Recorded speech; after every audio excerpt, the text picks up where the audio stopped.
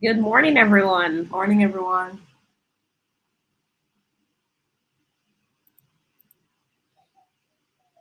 Can you hear us? They can hear us. Yes. Morning, Claudia. Morning, Maxine B. Kendrick Sinclair. Happy Sunday. Today is actually Father's Day. Happy Father's Day to all the fathers and all the mothers who are fathers. Can you really be a mother and be a father? No, you can only be a really good mother. mother. Yeah. I think there's a special place for fathers. Yeah.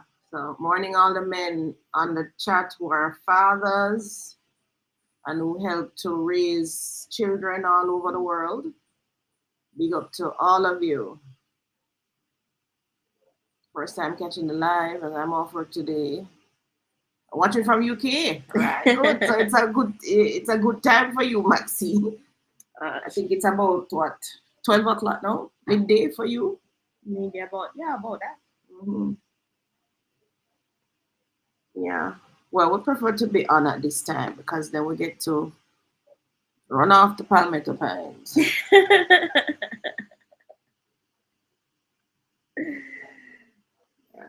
All right. So those of you joining for the first time, I'm Claudia. I should allow the screen to be a double because we keep looking up because the lower screen doesn't have the chat on it. Oh, You know this? I think you had it last week though. I did, but when I use my other one, I do an extension. Oh, you changed the laptop? No, no. The monitor is what's changed. Oh, you changed the monitor. Something wrong with the other monitor? No, it's two different locations. So the other one has a 34, which gives me an expanded view, but this one is a 27. So I tend to mirror on this one when we're doing live. Oh,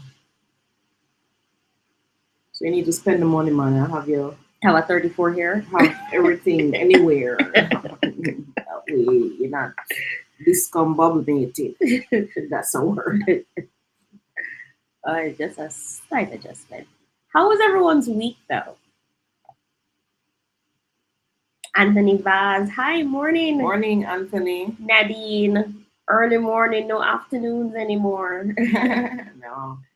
Early morning. In the day on a Sunday, we're at Palmetto Pines at 10 a.m., 4 p.m., and it's just busy right through talking to persons who come in to look at the development and right, so who want to purchase. There's no break to be on live. No. I used to have book club, but luckily for me, the book club was petering down. So I was able to get through it, but they still had a little noise, sometimes a disturbance in the office.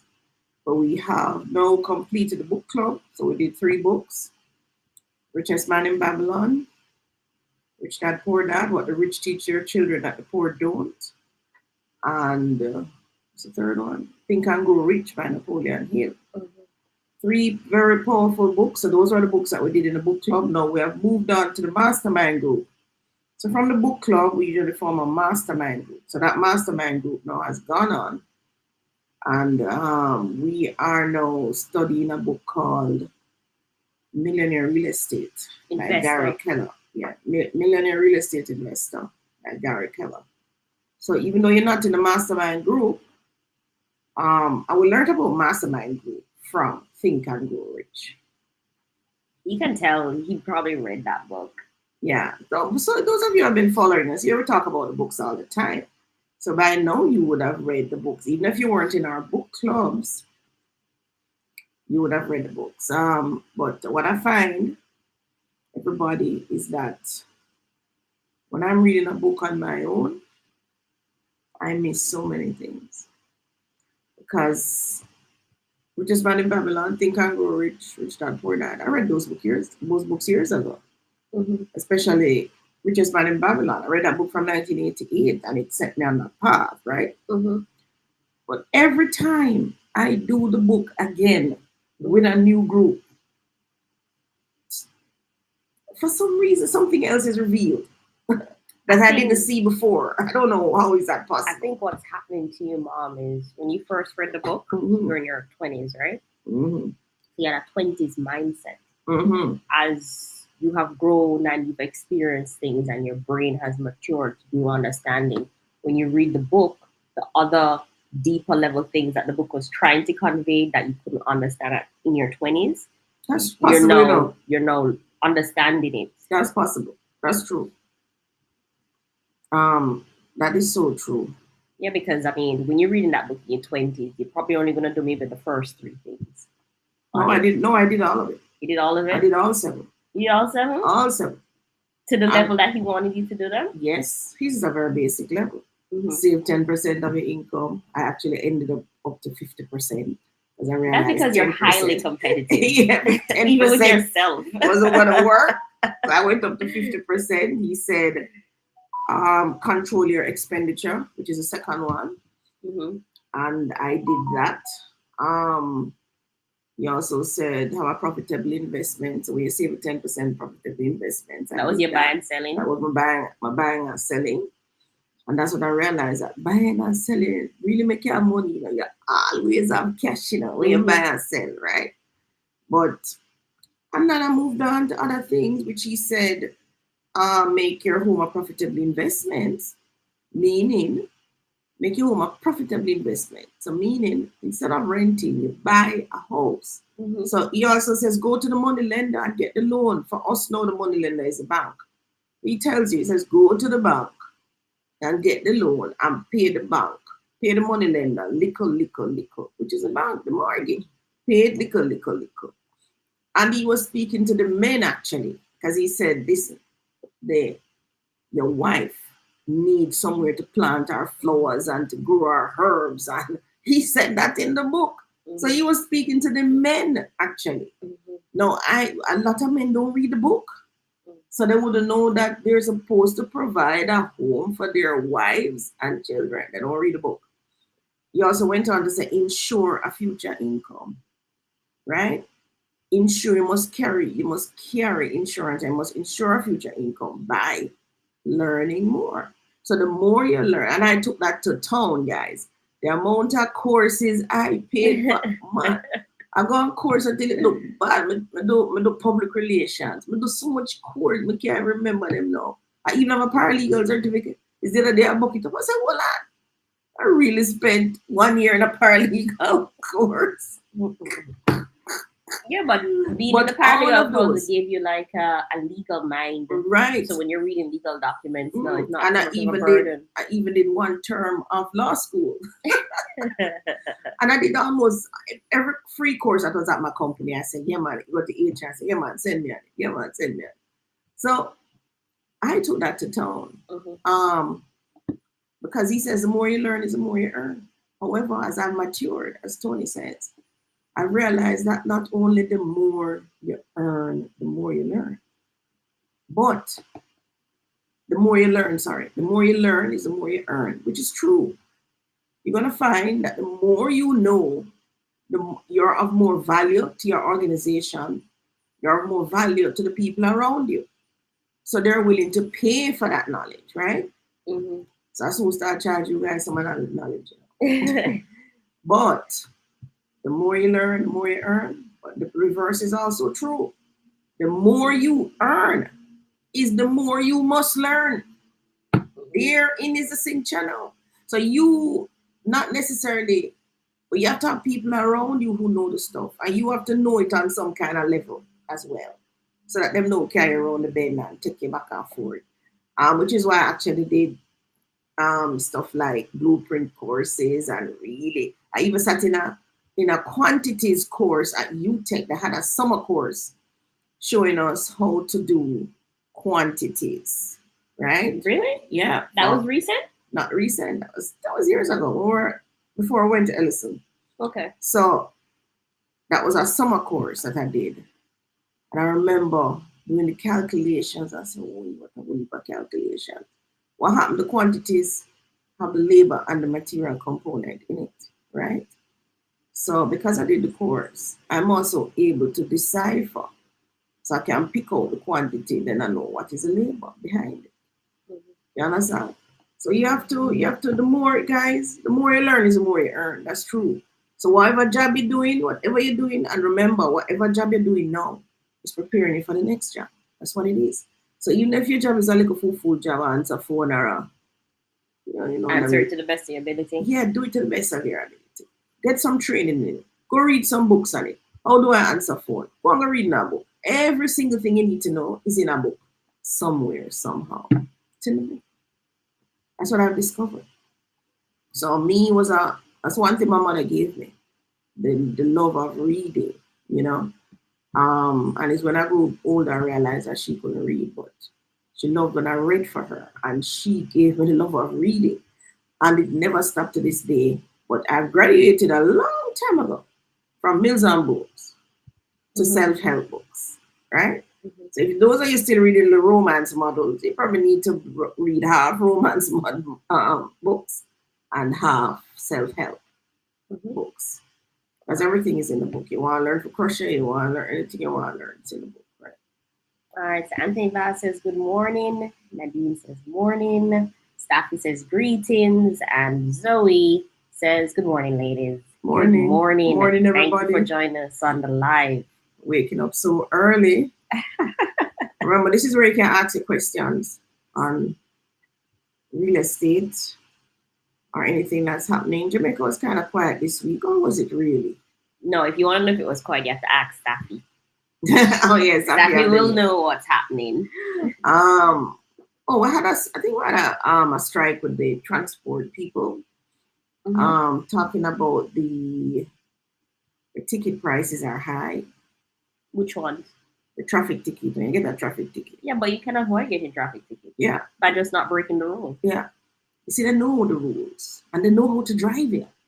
These taxi men can't drive, Man, them can't drive. Them could have go by any race course or drive. But they just want to break the rules, right? I know the funniest rule I always see they break is your third in line at the stoplight and you swing around to go in front of the two cars in front of the stoplight. And not only do they swing around, then they go across the stoplight and stop in front of you. Really, guys? Come on, man. Do better than that. Do better than that.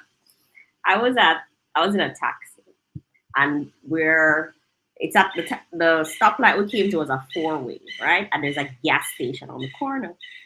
So his light is on red, right? So he drives through the gas station to go around to the other light that is on green. But by the time he makes it across, it's now on red, and the light he's coming from is now on green. He reversed and went back across the stoplight. How is he able to do that? Because the gas station is empty, so you're just going through the gas station. Oh my! Oh, sir. I was like, driver, you could have just sit in the line for 2 minutes. 1 minute line won't take 2 minutes. 1 minute. It's like, no, sir. Drivers, you really need to be more cognizant of other drivers, of yourself, of the passengers that you're carrying. You really need to calm down. I don't know what's with this hype. I don't know if it's the music. I don't know if it's a conversation going on in the car at the time. I don't know what it is. There's no conversation. There's obviously some conversation in their head. In their heads. Yeah, Tony takes these taxis sometimes, right? Even though I'm saying take the JUTC. Why are you taking these taxis? But of course, everybody takes them because they move faster. You understand? You will wait around for a JUTC bus forever, and then there is no schedule. Come on, JUTC, do better than that. They used to have us like, so here's the thing with JUTC. You see, early morning, so if I'm like, getting on a bus like at 6, 7, it's on schedule, right? And then it tapers off and it's not so much on schedule again. Like you're in the 2, 3, 4 o'clock belt, it's on schedule. Anytime after 5, there's no schedule. You're gonna have to grab a taxi or a coaster or something. But I don't understand why they can't get it right. Because non-South Express moves on schedule. That is not that they can't get it right, is that they don't have enough bus for the rush hour period. Because when I'm in Spanish Town and I know there's a bus at 5 o'clock, right? So when I leave Palmetto Pines at 4, I know there's a bus at 5. Right? I get there and I ask the lady, is the 5 o'clock bus on schedule? She'd be like, no, we had to route that bus to a different route because that route had rush. Right? And so that bus is now going to be late. So they don't have enough buses? They don't have enough bus for someone to rush, yeah. So like the special bus that I take, they have to reschedule I it. always wondered though why JUTC don't just run in peak. Let's run in peak. Run in the mornings and run in the evenings and allow the taximen and the coasters to pick up the slack in the day. But that wouldn't solve the problem of the rush hour because they don't have enough bus and drivers in the rush hour. They don't have enough buses. The amount of buses I see on the road. They don't have enough bus. Like I was trying to reach Papine one evening and I was waiting for the 72 or 75, I can't remember, right? And not the conductor, but the lady who is there sending off the buses, she was like, I'm sorry, but that bus is not coming. Everyone has to try and get on this bus. And I mean, the bus did pack and sardine. Oh my God. I was literally on the doorstep. Every time the bus had to unload, I had to step off the bus and allow people to So come why on. never take the taxi at that point? Right? Because there was like I was at the taxi stand first, but there were the taxis weren't going to Papine. They were only going Ligani and back. Oh, they will cut the route. Right. And I need to get all the way up the top. Papine. JUTC. Use the tax dollars and get it right. Bus services are, for me personally, I think should be a subsidized service. Because it's not rich people take the bus. So you know, to the poor, right? You take the bus. So therefore, use the tax money and subsidize the serviceman. People working, people have to take the bus and they have to be where they're going to work on time. And it has to be a reliable service. So if it's not reliable, how are you going to get the people to work? How are you going to get to have a productive Jamaica? If everybody late, goes read 8 o'clock, 8:30 because the bus come late and no bus and I sit down and wait for a bus and I come on. No, you have to get the bus service right. And stop talking about profit. Just use the taxpayers, the tax money, allocate it to the bus service and do a proper service. I don't know. I don't know about other bus services around the world, but I do know. And if you really do the maths, we are running AC buses. People paying $100. I don't know that, and the kids pay even less. Senior citizens pay less. I think if you have a smart card, you pay $50. You pay $50 on a smart card. That can't run bus with profit. Nah, it has to be subsidized. So therefore, you just allocate the tax dollars and get it done and get a proper bus system in and just make sure that there's no cheating for the funds at the door. Make sure you're collecting all the funds that possibly can come in through the door. But is it something that they're really like? Is it in our best interest to really fix the bus system? It is. It has to be. First class bus system. It has to be. I mean, we have so many persons in the industry who makes money from taxi driving, from these road taxis and these coastal routes. I mean, not only the people who drive it now, but people who own these vehicles, stuff like that. Yeah, but you know that we still have a transportation problem. When I'm looking at taxi and I see 4 in the back seat, it tells me that we don't have enough on the road, right? Neither the JUTC nor the taxis. It tells me that there's just not enough when you have to be having more than the required seating arrangement for the vehicle. Mm-hmm. So therefore, government really should take the lead and not wait on private citizens to buy a road taxi or to buy a coaster bus. Now government should take the lead and ensure that the buses are there for the commuting public. Because remember, we have work to go to. This is where people taking the bus. We're not at bus leisure. We're taking bus. I know, right? Yeah, I mean, you're not at bus for leisure, for sightseeing or whatever. That don't exist in Jamaica. We're taking the bus so that we can get to work. And I don't know why they stopped bringing back the train. Because I jump over, now that I'm in Spanish Town, I'm jumping over these train lines all about in Spanish Town, right? Mhm. I'm saying, why isn't there a train service? Why can't there be a train service from Spanish Town to downtown?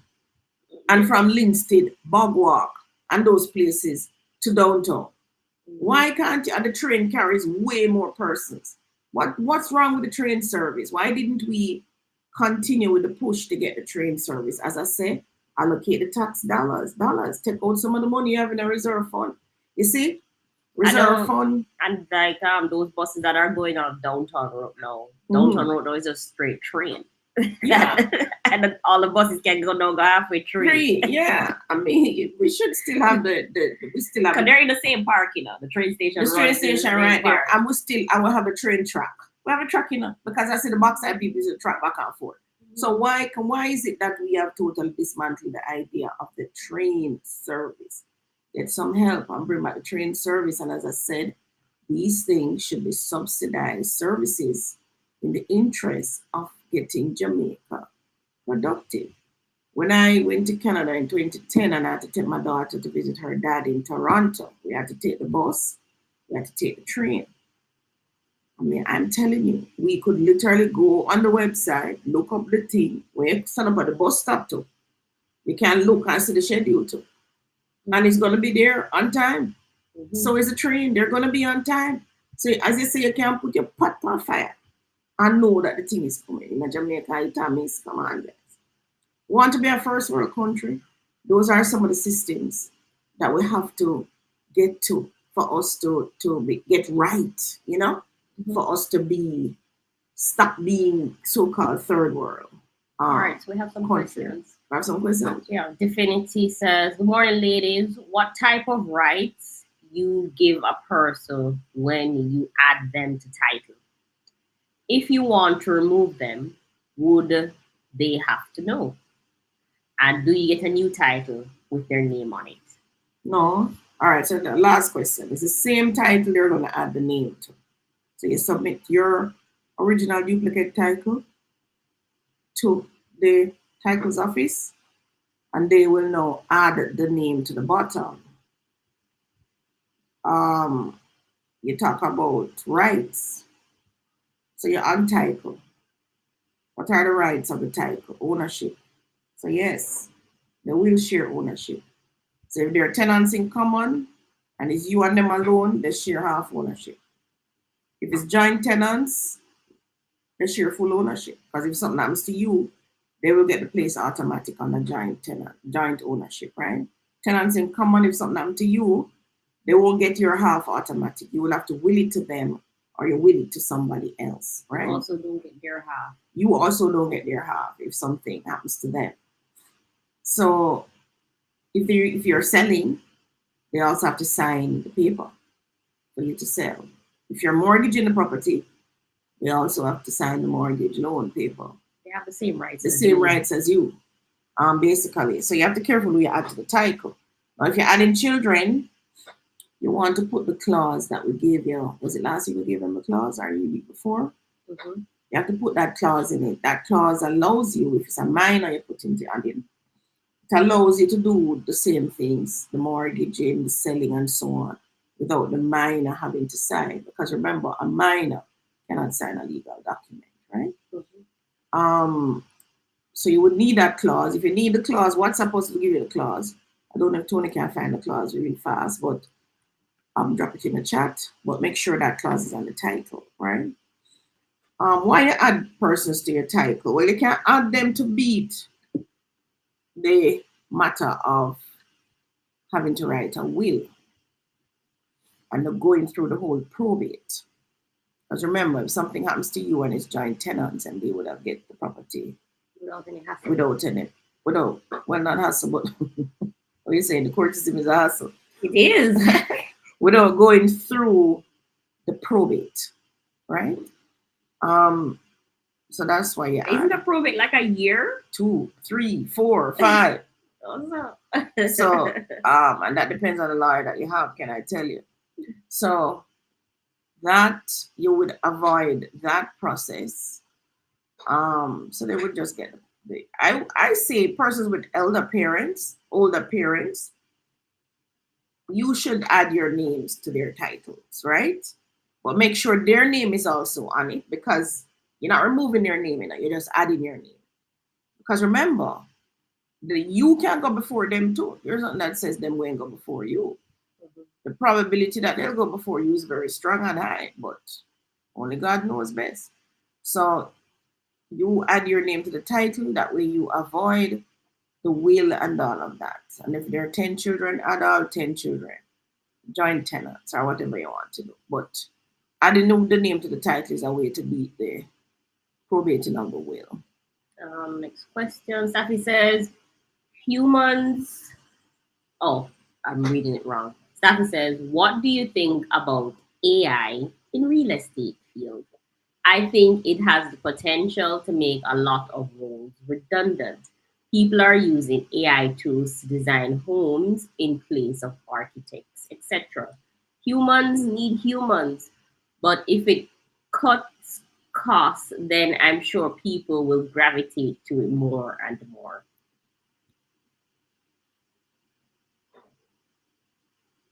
Uh,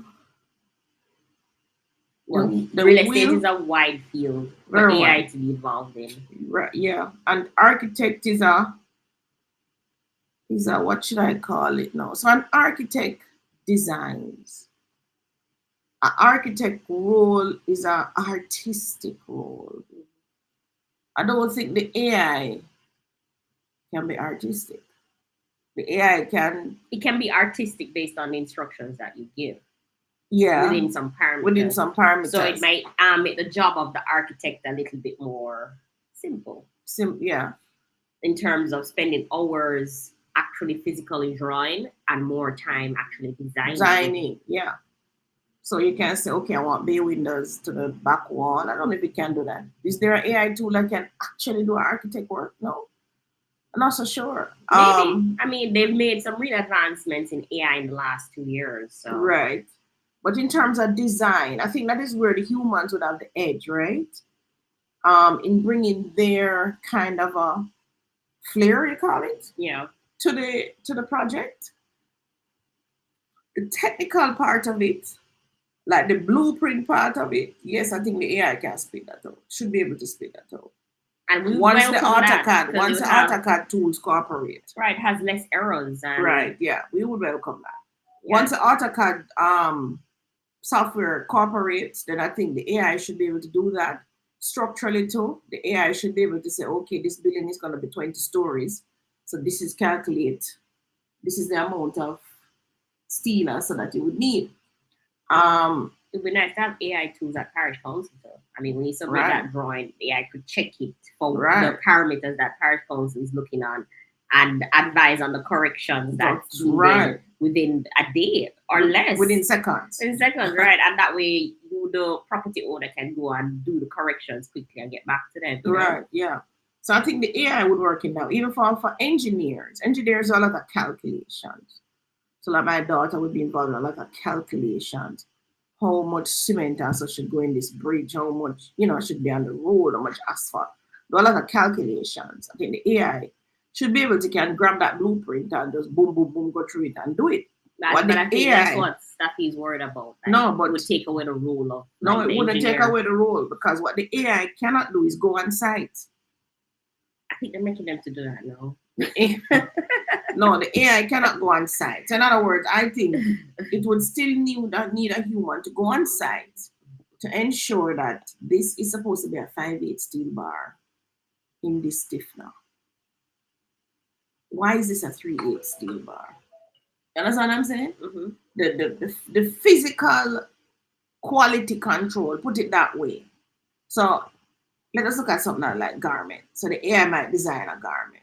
The AI might even can design an AI attached to a machine to stitch it.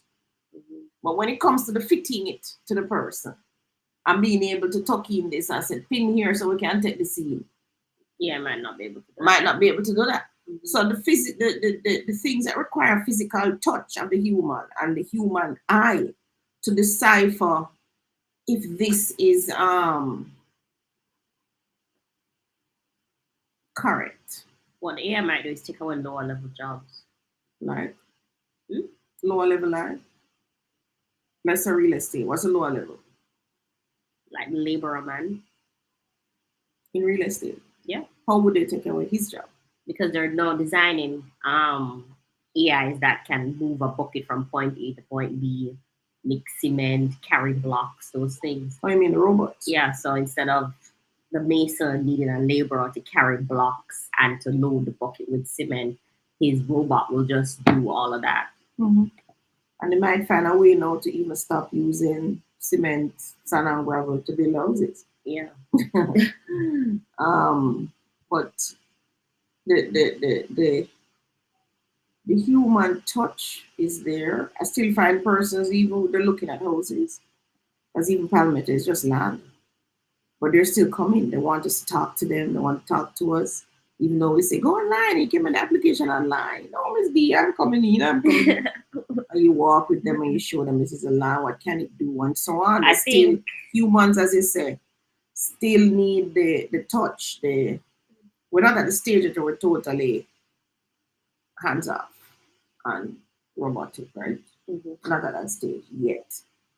What happened too is that people feel safer Mm-hmm. in speaking to people, Mm-hmm. right? Because you're able to add an emotional element to the very physical thing that is the real estate Mm-hmm. that helps to transcend people into the observer, into the actual action taker, the buyer. Mm-hmm. So that's one of the reasons why, even though some persons don't like real estate agents, we are necessary to move real estate. Because as crazy as it seems, a lot of properties wouldn't be bought if there wasn't an agent adding a human element, speaking on the property's behalf, A basically. trust element. Yeah, and speaking on the property's behalf.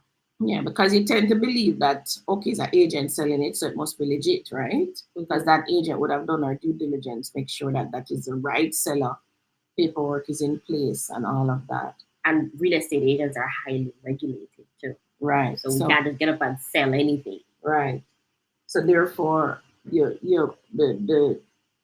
agent, the person representing, would bring a certain level of trust. There are some, when I think about even like all the mechanics jobs and so I'm saying, eventually they're gonna have something that you just drive your car under it, it flicks the hood, it does the oil change, it do everything so precise, you know? I know, but even with all the automation and AI that's in automobiles, right? I actually have a sense of comfort when the mechanic actually looks in the car. I say, yes, indeed, it's safe to drive now. That is why you soon go to heaven. People will follow behind you, like Zana Zeva, will be coming up in a world where it's strictly hands off. True. You know, strictly hands off. So that's one of the things. So the AI, yes, the AI will definitely take some work out of the actual job itself, some of the tedious work out of the job, but I don't think it will replace.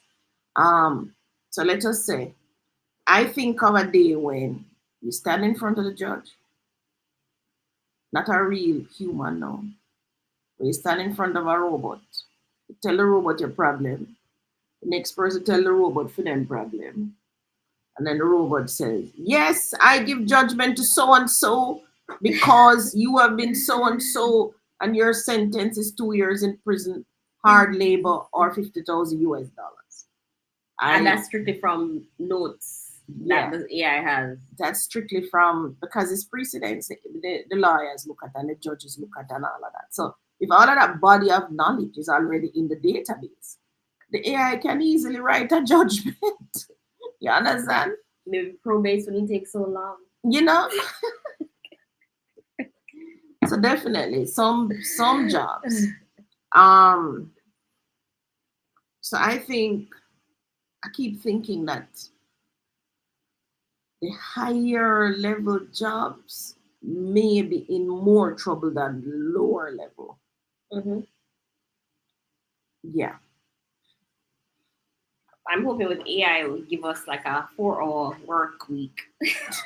I don't know. I feel like working 8 hours a day is long. 10, 12, I mean, 13. when I was in my 20s, I was like, it didn't feel so tiresome, but after doing it for so long, I feel the strain now. Yeah, I feel the strain now. I feel it, Tony. All I right. mean, at 7 o'clock, I want to just sleep. Yeah. So, Safi, yes, I think the AI, it definitely going to take some jobs. As for real estate, architects, as I said, the design, the thinking part of the human that allows us to create. I think the AI can't take away the creativity of it. The thinking part of the human. The AI can replicate. So whatever is in the database already, the AI can replicate. So you say put a 4x4 window there, put a trellis there, it's there. But in terms of coming up with new designs for anything at all, could be an airplane, it could be a house, it could be anything, a computer, it could be a simple thing as a blouse. I think the human element, What happened is, because if you look around too, every day we have something new created. and that's because humans, um, we are designed, I guess, with the need to want more Something new. and something new. And that's what, and I guess that's why we reach AI. That's why we reach AI. And electric cars and all these things, guys, that we never had before because of the human element. So we will still have the humans. I think the only way we're going to get into trouble is if we really start to give these AIs autonomy of thought. So now we're going to be in some trouble. They may have that already. We just haven't heard about it yet. Well, I think right now we're at a stage where they can think based on what's in their database. But if they started creating independent thoughts of what's in their database, then we're going to be in some trouble. Here Kuwait says, good morning, great morning. Can it be you solved? Can it be solved? Not having a title for a property being sold? Yes, just apply for a lost title. Your lawyer who's handling the sale can apply for a lost title. So you can do the sale while you're applying for the lost title. That answer your question here, Create? You can send a follow-up question. But you find a buyer, the lawyer can now go through and apply for lost title. She can do it before, she can do it during the sale. Divinity said, if you want to hand over your house to an adult child, how do you go about that? And what are the options? You really want to hand over your house to an adult child? Well, maybe not hand over, maybe want to share ownership. I would say share ownership, not hand over. Your only child? What happened if a child passed before you? You would have lost your property. You'd have to have the child and don't leave a will, and you'd end up in the same problem you're running away from before. Yeah. So what you do, you add the child's name to the title. Usually a lawyer can do that for you, or a paralegal can do it for you. You can do it yourself too if you know what to do, but we showed you the forms last week. I don't know if you look back on, is it last week? Or the week before. If you look back on our live the week before, we showed you how to go to nla.gov.jm, and we showed you the form that you would use to fill out that form, get it notarized and all of that, present the title, that's the original duplicate that you have, pay the fee, registration fee, and then you could add the name to the title. It's not difficult. So just go back two Sundays ago and you will see that we went through all of that on that. So it's nla.gov.jm. So you can do it yourself. Go on that website, print down the form, complete it. You don't have to print it. You can fill it in right there online. and get it notarized. You can also use a lawyer or you can use a paralegal. Staffy says Jamaica spends too much time attracting hotel operators and foreign investors with no quality foreign visitors with no quality infrastructure. They need to focus on island-wide public transport like electric trams they have in Morocco. Yeah, I think we really need to do something about the train system, the bus system, all of that. But then here is a signature. The foreign visitors are on the north coast. Don't even think we have buses, JUTC buses on the north coast, because they're not taking those. They're taking Jutas and those things, right? Mm-hmm. Um, They're controlled travel for the most part. Yeah. They're not and walking up and down. And even if they're walking up and down, they have a Juta private cab that's taking them about the place. Right. It's only in the cities like Montego Bay and Kingston that we use transportation for that, and the locals use it to go to work, right? Not sightseeing. As a matter of fact, the sightseeing buses are different. So you have tour buses that are different. Island-wide public transport. I don't think we need island-wide because the truth is, some parish is not even populated to be a parish. I don't even know how them become a parish, quite frankly.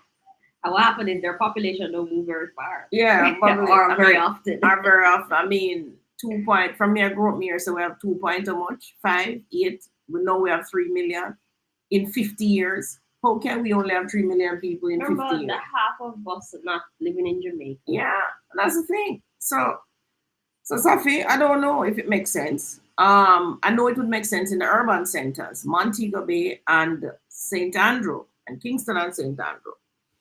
But if you're talking about St. Anna and Trinidad and those places now, it could a public transportation couldn't the amount of persons could not support us laying out that level of money for public transport. I'm on the north coast, it's not like the traffic density that we have in Kingston all the time. No, it's not.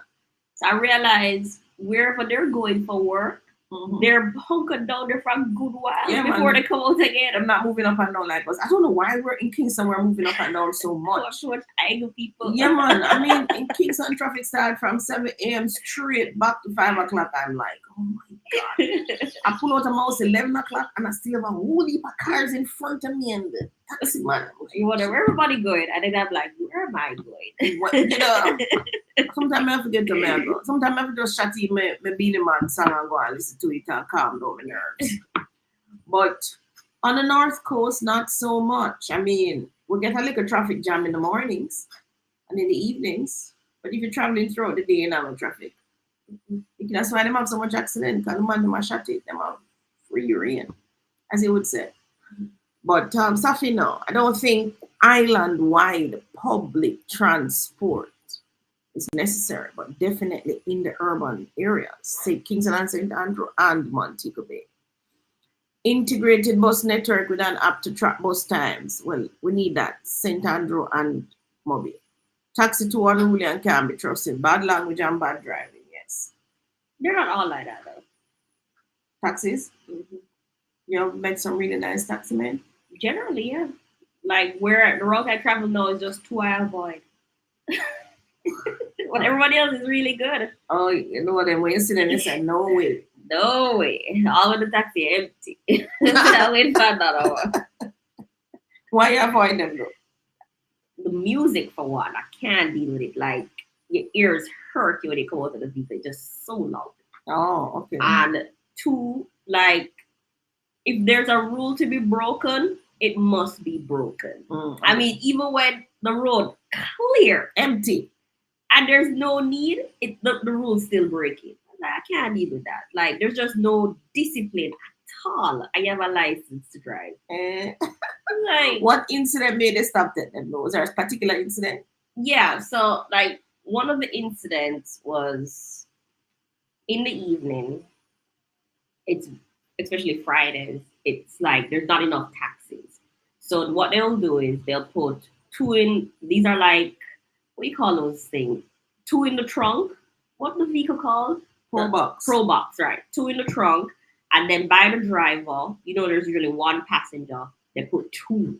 Whoa, there, right? Mm. So, like, if you take taxis on a Friday evening, that's the general setup for all taxis. Like, you can't avoid it, right? Unless you walk, plan for walk. Plan to walk, right? That was on the front, right? And they put a school student beside me, no problem, right? We're about quarter way through the journey. He sees a police officer. Mm. He swings off to the side of the road, jumps out, drags the schoolgirl out, and tell her to walk, go round the road, and he'll meet her around there and pick her back up. I was like, just to avoid the ticket. I was like, you know what? I can't deal with this. I cannot deal with that. And the second incident was the one I told you at the start with the driving 2 times through the gas station just to avoid 2 rows in a line. I was third space in a line at the stoplight. He took the young girl out of the car? Yes, and said walk around the road. So did he really pick her up back? Yes.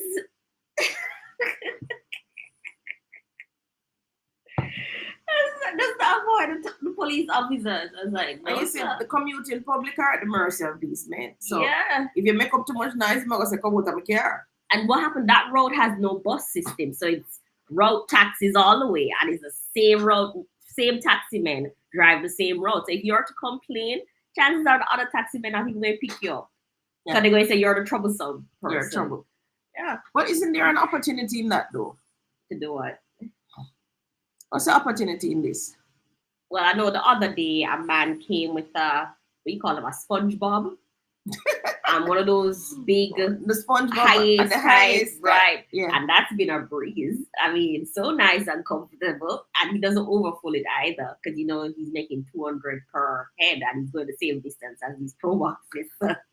That's been nice. Oh, but is he on time? Have you been able to catch him? Yeah, I've caught him maybe 4 or 5 times now, so that hasn't been too bad. He seems to only work in the peak though, like Friday nights, Saturday, Thursday nights, in the mornings. I don't think he runs all throughout the day. Time. Yeah. So isn't there an opportunity? You need a SpongeBob, man. Need a SpongeBob. So I have another question.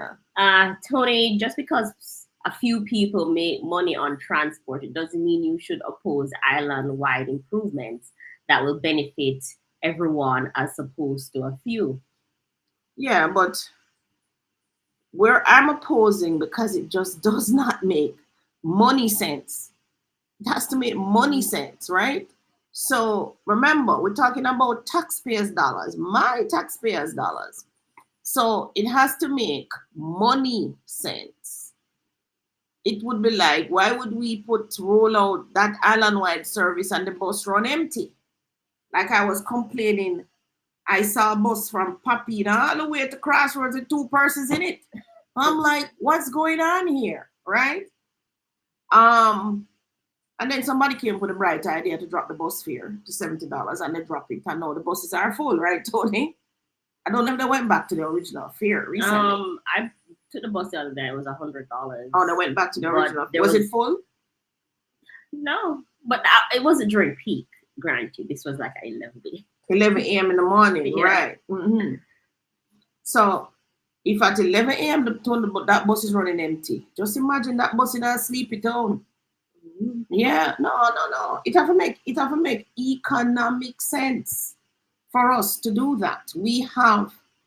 So Jamaica, like any other country, we don't print money, right? We can't print our own money. We have to earn money. The government of Jamaica only earns money mostly through taxes. They have sold out bauxite. They have sold out cement. They sell out about everything. I don't even know what else they're making money. Oh, the foreign exchange, the $20 that come head per head, right? Mm-hmm. So the foreign exchange, yes, and the taxes. It's the only way we make money. Now, if we have limited resources, We have to get the best result for the limited resources. Now, I hear them talking about spending billions of dollars on expanding a tax office and all of that. And I'm saying that is not good value for money. It's not? Nah, how can it be? When we can pay our taxes online? Why are you spending? I don't remember how much billion, but why are you spending all that money to build out a tax office so people can sit down in AC, wait to be called to a counter to pay you some money? I'm saying no, because we have online systems. We can pay any bill that the tax office have online. Yeah, Mom, I have to not agree with you on this because I was just in the tax office and the people who are there cannot pay anything online because I went and I paid my thing online, right? And then I just to hand in the paper to the lady was another line. Just to hand her the paper, it was a line. And then I looked around and people were waiting to collect back the paper. That was a crowd. What were you paying for? License. Driver's license? Yeah. Oh, that's the system there. That was the renewal. So renewal. That's so antiquated. Why can't you renew your driver's license online? You can pay for the renewal online, no, but you still have to hand in the old license and the form. But why you need to physically give it to somebody and you can't drop that in one box and them go process it? Why that line was not as long. The line that was really long was those who were waiting to collect back the license. And that again. Them so can mail that to you. So you have to hand in the receipt and then they have to go and look in a box that has everybody's thing in there and then call you and give you back. Them can deliver the license. They should have offered an option for delivery. Most persons would have taken that option. If bank cannot send credit card in the mail, why you can't send one driver's license in the mail? Come on, man. No, this is what I'm saying. But the lines downstairs were very long and I realized the level of people, I was in a downtown tax office, guarantee you. The level of people that was there, they can't pay anything online. Because they were asking people, there were reps there just helping to fill out the form. All right, let me ask you a question now. Yes, I had the same when I went into Advantage General to get the certificate. Remember, we paid the money. It was a security guard who actually showed me how to use the system. Everybody had to go on the computer and use it. And whether you could have read or write or not, Advantage General, I said, listen, use this computer to interface with us. Now, the thing is, we have to ask ourselves, do we drop our standards to suit people here, so? Or do we raise them up to our standards so that the country can move forward? Think about it. Years ago, when they came and they recruited all our best teachers and took them to North America. Years ago, to get into a teacher's college, you had to have a much subject. You had to be bright, right? To get into the great Michael, you had to be bright. You could not take long to learn anything. You have to learn fast, right? They took away all our bright teachers, of course, and dropped the standard. They must say, listen, come in, man. You can do over the subjects here and then you matriculate into the teaching position. Do over what subject? So suppose you needed 5 subjects and you only got 2. You need CXC? Yeah. Then you could come in with your 2 subjects and you do some training again and you do it 2 over and then you could go in. But 2 subjects can get you into college? No, get you into quote unquote, pre-college. I think is rubbish. The teachers' colleges should recruit the people with the standard. Yeah, because you want your best and your brightest going to college. Right. That's the purpose of college. College, exactly. If you don't meet the standard, then you can't matriculate in here. Go to another school and go do over your subjects and whatever and get it, and then you come. No, never do that. And for me personally, I think that is why we have the level of teachers that we have now. Sorry, teachers. But sorry to say, I went to Wolmer's girls' school. I had good teachers and I had good principals. The teachers and principals, I see sometimes come on my TV and talking. That's why I don't watch local TV again, you know. I'm embarrassed. I'm saying, how can this be a teacher teaching children? And this is the principal talking rubbish. How can this be? We dropped our standards, guys. We cannot drop our standards. Our standards, if the standard is here and the tax office is saying we're going digital, you must pay these things online. We now have no space for you down here, so no. We are going to ensure that you come up to the standard. But we're not gonna be out in a big old tax office so you come sit down in their lounge and chat to your friend and they on your phone and why? For what reason? Even the banks have said, listen, do not come in here. Go online and do all these things that you want to do. You understand what I'm saying? So the banks are saying that. Why is the government of Jamaica not following suit and getting it done? Come on, man. How much billion? And then to make matters worse, the building that they're going to renovate does not belong to the Jamaican government. Really? If I rent a place from somebody, why would I spend $1 billion renovating it? I'm not going to buy a building. It's 1 billion. Doesn't the government have buildings? I need to find the article. You would think that the government have buildings, no? I had to go to... Because I don't think location is an issue in tax offices. No, I it's think not. wherever the tax office is, the Jamaicans will go there. Of course. I went into Tom Redcom Library. That could be tax office. People use that still? Tonya, the place was a ghost town. When I look around, none of them are all book and sit there and say, but what the hell? The place was a ghost town, guys.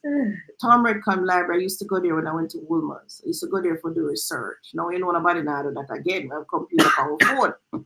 So, I'm saying, what's going on here? Ghost town. They have any new books? Then I wanted to go upstairs to do some reading. First of all, I can't go up there with my handbag. I can't go up there with my laptop.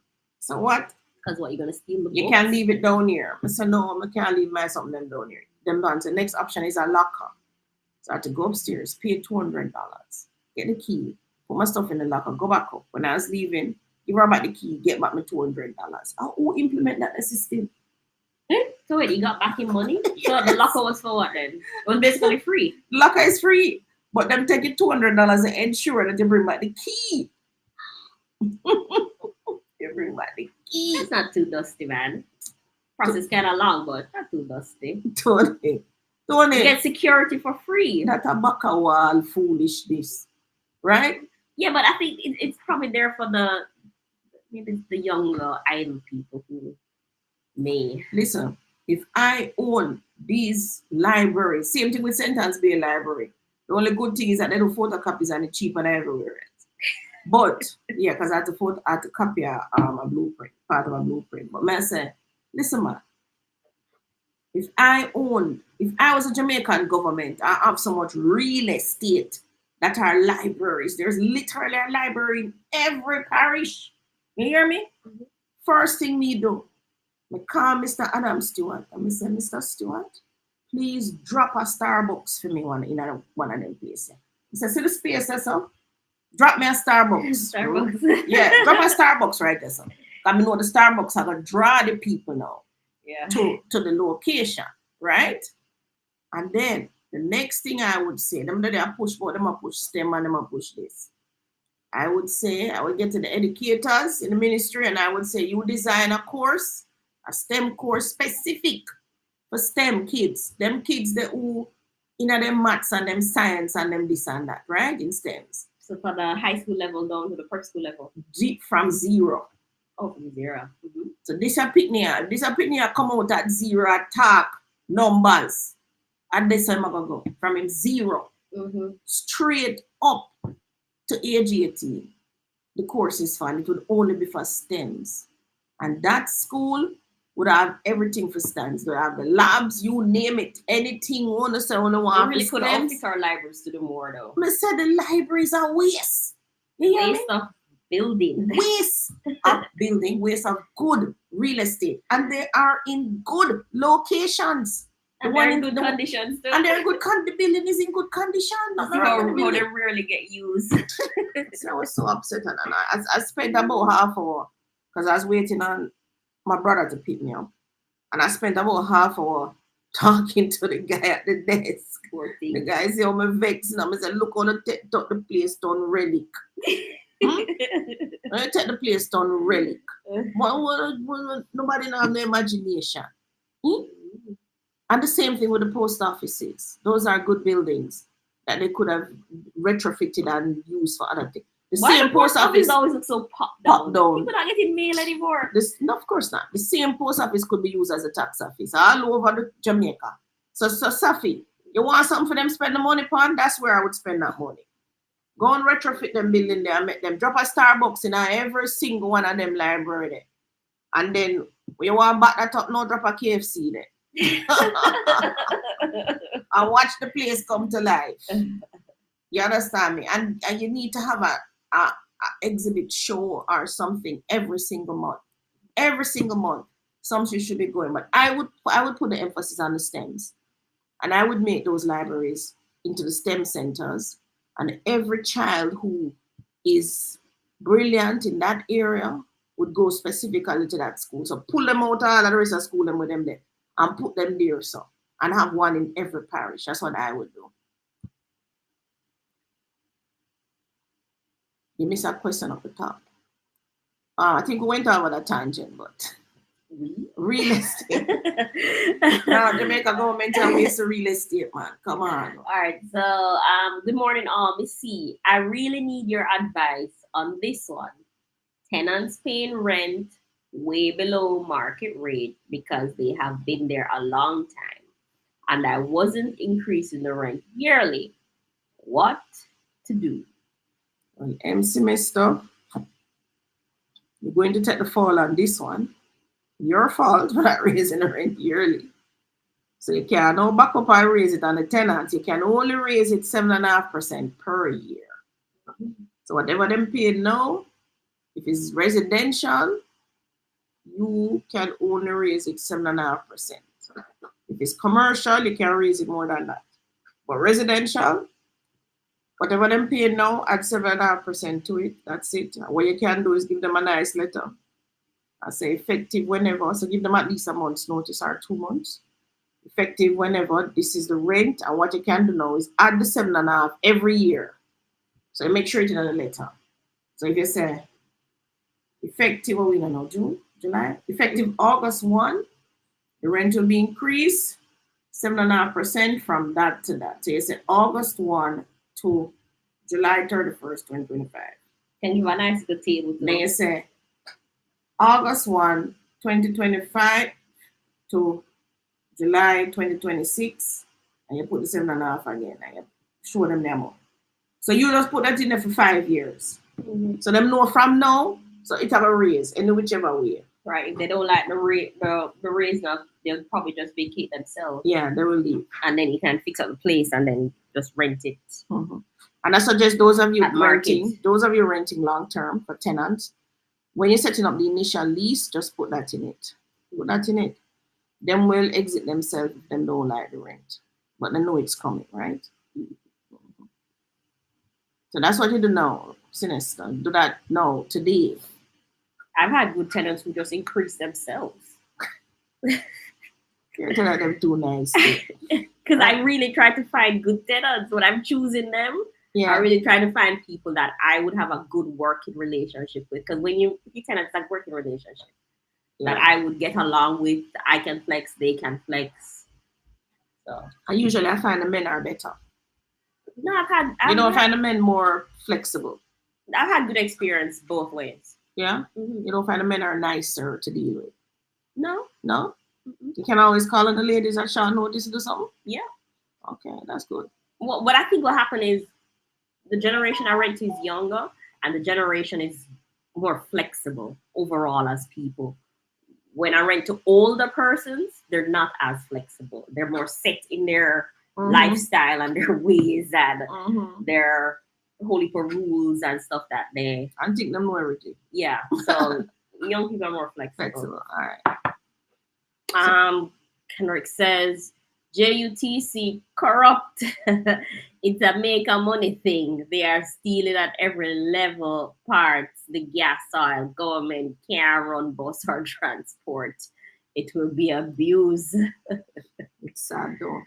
All over the world, governments run bus service. I don't know.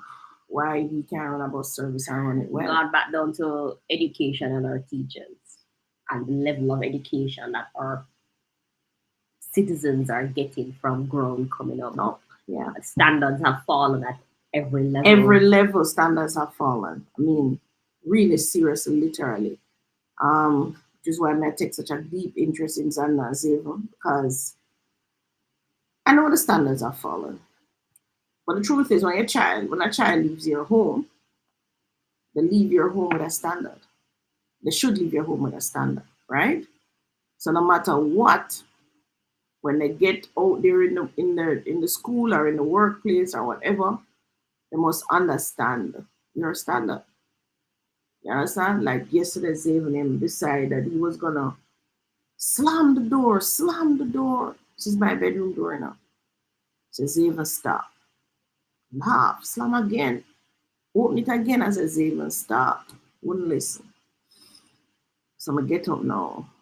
That was the fastest you've ever moved in recent Man, years. I tell you. Of course, I get up and I said, leave the door. And I open back the door. And him see I'm serious now. So I walk away now, go down into the passage, and start to cry. Anyway, my turn to come now, you know me not pay him no mind. Mm-hmm. Of course, the kid lick him head on the wall. I'm like, really? And him lick him head, like, bang him head again on the wall. I just go walk back, go in my room, go on my computer, totally ignoring. Then they're about till eventually me here. It looked like his mom came to the bottom of the stairs. And him call out, Mommy! So I get up now because I'm trying to remember if I close the grill, because I don't want him just in anger, run down the stairs. When I got up, I saw at the bottom of the stairs, but I had closed the grill. So I opened it and he went to his mommy for rescue. But yeah, them have to understand. So like them now, them have to train for just when you speak, them obey. And you keep doing that. And how you look too. So you give them the look. You must get it, man. This is a look. If I have to get up now from a chair for come to you now, then you know, say no, that's it now, right? But they must respond to your command at first. As I tell Rachel, Rachel, you are speaking too soft. Once you open your mouth, the kid must get it. You understand? Mm-hmm. But Xander is good with that. He's the obedient child. But Zayvon is the one who's going to test the limits. You have to raise your tone a little higher for Zayvon. Yeah. Zayvon to get it. Right. And then he's going to try and babble his way to tell you why that no, and, kind of thing. Mm-hmm. But you have to get it. So the standards, yes, we have a problem. And we don't have no loyalty. Find that too. You don't have no loyalty to your family, to your business place, the job that you have, to yourself. There is no loyalty. Newton says, good morning. Morning. London morning. And Divinity said, I never get the answer about removing the person. Would they have to know that they are that you remove or removing them? Would they have to sign? Yes. They have all the same rights as you. Mm-hmm. The only way them don't sign is if you break the tenancy, I think. Or something about that. So they will join tenants.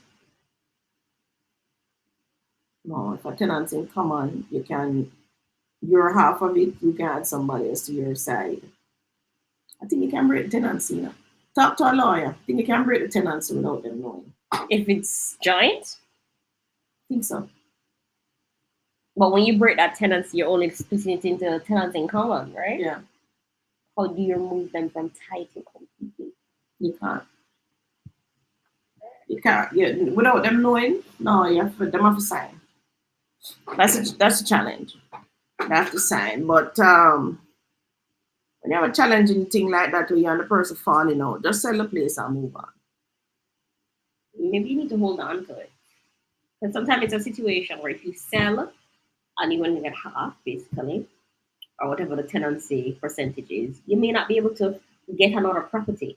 So you're at a loss. You're not at a loss. There would have been some equity in the property. But you remember something named peace of mind, So If it is that why you have this strong need that you have to remove them from the title, maybe because there's a falling out in the relationship or whatever the reason is, you believe this person ever do what they're supposed to do, then have a negotiation and see if you can buy them out or them buy you out or something. Or you sell and then you decide or you split it. But yeah, they have to know that you're removing them from title. And they have to agree. So it could be that you had put somebody's name on the title because you wanted to qualify for the loan, right? Mm-hmm. So you just talk to them, have the conversation, and let them know. I mean, you don't want to be compensated because you use their benefit to get the place, then you compensate. There's nothing for nothing. Sometimes it's Very just how little you for your money. approach the person. Mm-hmm. Sometimes persons can be reasonable. Mm-hmm. Do AI apps truly make you make money? Example, trading. What Nadine? I would never do trading. I know a lot about trading. So if the AI app could help me, I wouldn't know, to be honest. Read books, Nadine. I wouldn't say search online. I would say go and read books. Find somebody who write a book about the AI and trading. Mm-hmm. If you really want to do trading. Don't just watch a YouTube video. No. But trading, no. I prefer the old fashioned way. Richest man in Babylon. Trading is like gambling, as far as I'm concerned. The truth is, you need insider help to the good trading. Yeah, big in the stock market, make it even worse.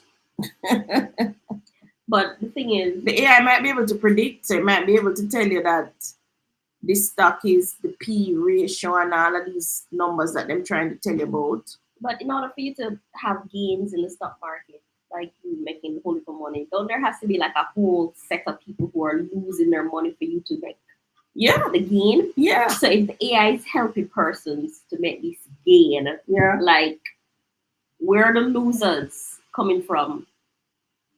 Those who buying the stock too high. Those who buying it emotionally are not really paying attention. But then again, how do you pay attention? This thing with stocks, you have to look at it every day. That's too much of a roller coaster for me. Maybe that's what the AI doing for you. Watching it every day to tell you if it anything that's digital like that, I don't trust it.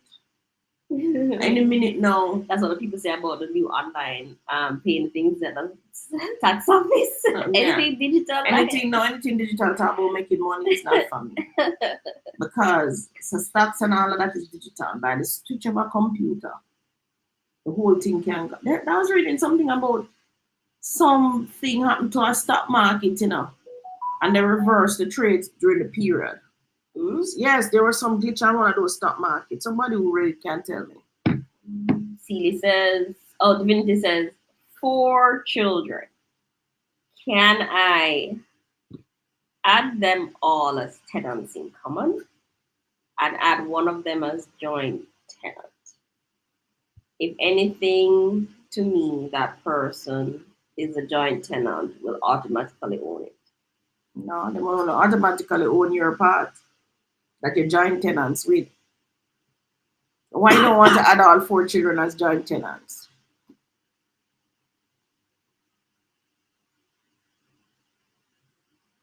Joint tenants meaning that the last person standing will own the property. That's what it means. Isn't that risky with 4 children? Why risky?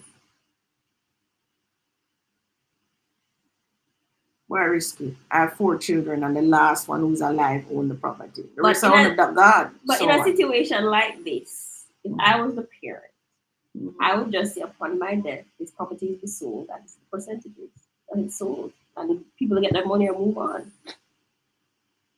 Well, I'm not for selling property, as you know, so I wouldn't do that either. I'd put it in a trust. Well, that's not the option. I put it in a trust, and then have to work together for maintain the property and do what needs to be done. That way, too, they all have to decide if they want to sell as a trust. Well, that's if them is a trustee. Yeah, it depends on how these children grow up. Because they may have grown up separate. Jamaican families can be very dynamic. Yeah. So, I mean, you have that luxury. You only have 2 of us, and you raised us independently. I mean, by yourself. So you had total control on the quality of care and raising that we got. So our mindsets are more or less gelled with your visions. I mean, if these children were raised separate, Yeah, they may have a different yeah, mindset, but the property belongs to you, divinity. So you have the say in what should happen. mhm. So you should make that say be strong. Or it could be Um, like one of the children probably really needs somewhere to live, that she wants to ensure that that child is taken care of. where you make it joint tenants. That way they all have the equal share. So nobody can throw nobody out. You understand? Mhm. And they all have the right to live there. Because some will probably leave, or maybe some are like you and Rachel who don't leave. Mhm. So everybody's there, same way. And all the grandchildren would come and probably be there, same way. But if I was to go with that option, I wouldn't go with the tenants in common. You go with the trust. I'd go with the trust first. And if I had the option of the trust, I would go with the joint tenants. Joint tenants. Hmm. Just like how you and Rachel have joint tenants.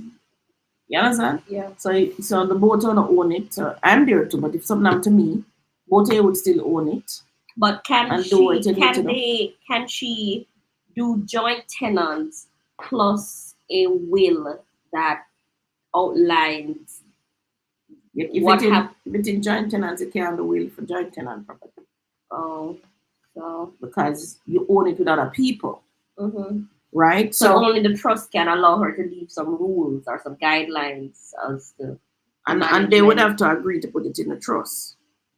So anything we own together, you would still have to agree Why would I for need to do me to that? put it in a trust. She owns it now, so can't she just put it in the trust?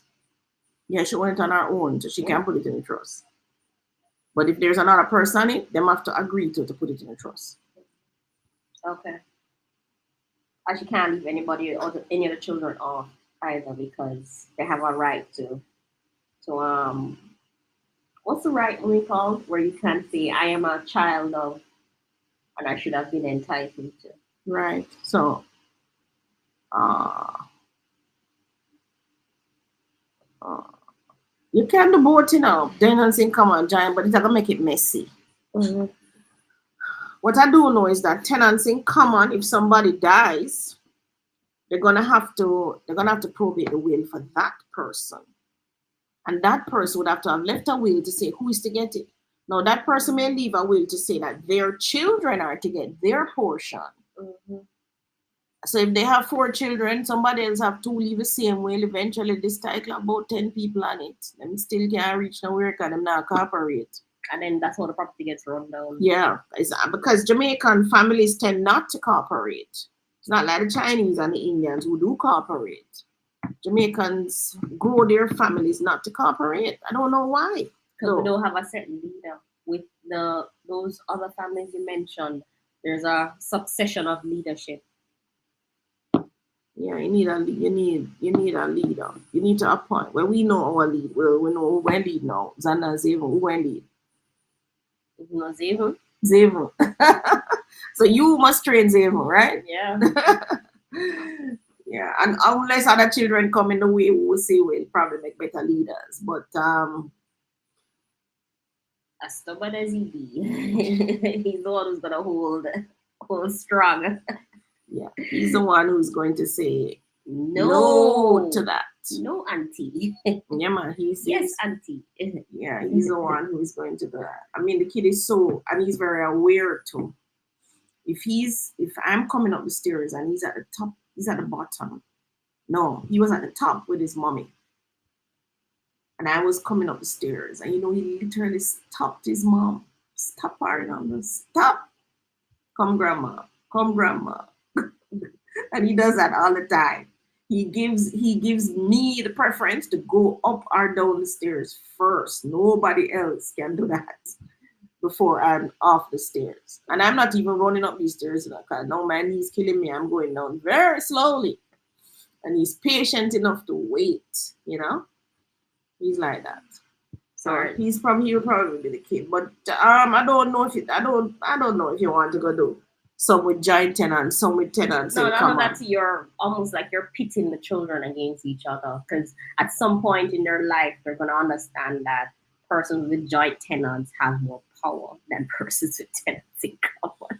Yeah, because the person with joint tenants automatically, if you should something happen to you, divinity, whoever you put with it as a joint tenant will get more, get your portion of the property. Mm-hmm. So if it was as you said, 4 children and it's 5 of you, and you put one, you take out one out of the four and put it with you. Then that person going to get your part of the property, your share in the property as well. So they will end up having more of a share than the other three. I don't know if you want to do that, but explore the other part, which is the trust. But again, for trust to work, you have to have strong trustees and you have to have children who work together. Can you add someone on your title if you're still paying a mortgage on the property? Usually the mortgage companies don't allow that unless the person is a party to the loan. Mm-hmm. So you can't add them. So let's say you're taking out a new loan. And so I'm taking out a new loan. Tony is a person whose payslip I'm going to use, but her name was on the title. They will add the name at that point if she's on loan. Jason wants to know, y'all talking like you live in a corruption-free country. Majority of young people round me as that get a money, them a look visa, and they out for politicians use taxpayers' money to acquire personal assets, further businesses for them and their friends. That was a question, though, Jason. He says we're acting like we live in a corruption-free country. Is there any country that's corruption-free? I don't think so. I think countries are made up of humans, and humans have needs and wants and desires, and that breeds corruption with the lack of resources that they seem to think we have. So I don't think any country can be corruption free. We're just hoping that there is enough systems in place that while the corruption is going on, we can still get some good benefits and industries from it. And even with all the corruption that we love to talk about in Jamaica, I've lived there all my life. I haven't lived anywhere else. And quite frankly, I think we have done very well. Even with the corruption. Even with the corruption. Persons who have really traveled overseas, gone to live there, and come back. When they do come back for a while, they say, wow, the place has really developed. I mean, our banking system, or all our systems, even our school systems with all of the things going on. We still manage to run a good government. We still manage to build really beautiful buildings. Buildings in a country tell the level of wealth that a country has, it does, the buildings. We manage to still run a very robust tourism industry. So, yeah, you need to go back up, Tony. So, you missed something? Yeah. So I'm saying that. No, we didn't. Oh, we didn't. Politicians use taxpayers' money to enrich themselves. That's not just Jamaica. That's all over the world, right? But we live in Jamaica. So yes, I'm not the first person to bawl about corruption. But what I do try to do is go and get the piece of the pie. So in other words, the sea is wide open for everybody. You can decide that you only want a teaspoon, or you want a cup, or you want a bucket of water, or you go with that tanker. You decide that. But there is nowhere in the world. I can't think of a country that don't have corruption in it. And I can't think of a country either that only have poor people or only have rich people. All countries around the world have both. Naku Jam says, I'm so late. Good morning. Morning, Naku. You have to set your clock next time. Claudia says, good morning and bless you guys. Morning, Claudia. Here Kuwait says, okay, so the owner selling doesn't have a title. Thanks. Is it that they've lost their title or they never had a title? There's a difference. Yeah. If they lost the title, they can apply for lost title. If they didn't have a title at all, they have to apply for new registration. The government has countless buildings empty and abandoned in every parish. Literally every parish. Yes, embarker. And them are talk about them are going to renovate for $1 billion people building. They're crazy. No, that is a waste of taxpayers' money now. Kendrick says Jamaica lose so much labor hours because of poor systems. We need to be more efficient. People doing job years and slow like turtle. True, man. That is, I am at a loss as to why. It's like when I go to these government companies like NEPA. Look at them, see this whole heap of paper. I'm like, what is going on here? You have anything against people? What? Tony, how can you go to a big university, say you have a much degree under your belt? Where you go there, you learn how to use computer, everything a computer.